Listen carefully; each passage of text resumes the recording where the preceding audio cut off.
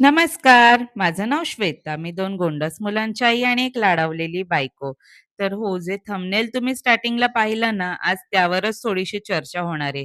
कदाचित माझ्या या गोष्टीमुळे ना काही व्लॉगर्सला राग येऊ शकतो किंवा नाही माहिती काय वाटेल त्यांना. पण हो, मी कोणाला जज करत नाहीये. मी फक्त इथे माझं मत मांडतीये. तर डिटॉक्स वॉटरबद्दल आज आपण बोलतोय. आपण काहीही न विचार करता स्वतःच्या शरीरावर जे प्रयोग करतो ना, ते चुकीचं आहे. ठीक आहे, ती घेतीये म्हणून मी घेणार, तिला फरक पडला, अरे मग मला पण फरक पडणार असं नसतं.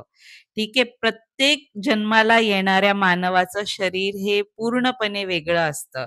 जसं प्रत्येकाची बुद्धी सेम नसते ना, तसं प्रत्येकाचं शरीरही सेम नसतं.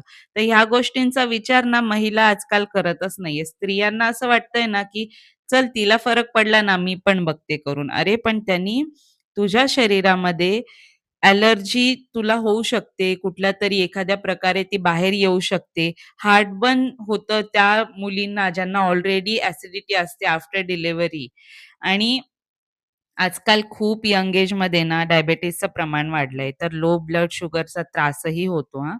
आणि सगळ्यात मोठा जो प्रॉब्लेम निर्माण होतो, तो होतो हार्मोनल इम्बॅलन्स. आणि हे जितकं दिसतं, तितकं सोपं नसतं, की मी सकाळी उठेल आणि घेईल, मग मला छान-छान वाटेल. अरे नाही, असं नाहीये. तू तुझं शरीर ओळख. तू तुझ्या शरीरावर कोणाचा बघून प्रयोग करू नकोस. तू स्वतः पडताळणी कर तुझ्या शरीराची आणि वैद्यकीय सल्ल्याशिवाय तर घेऊच नये असं काही, असं मला पर्सनली वाटतं. तसं तुमची इच्छा, तुम्ही घेऊ शकता.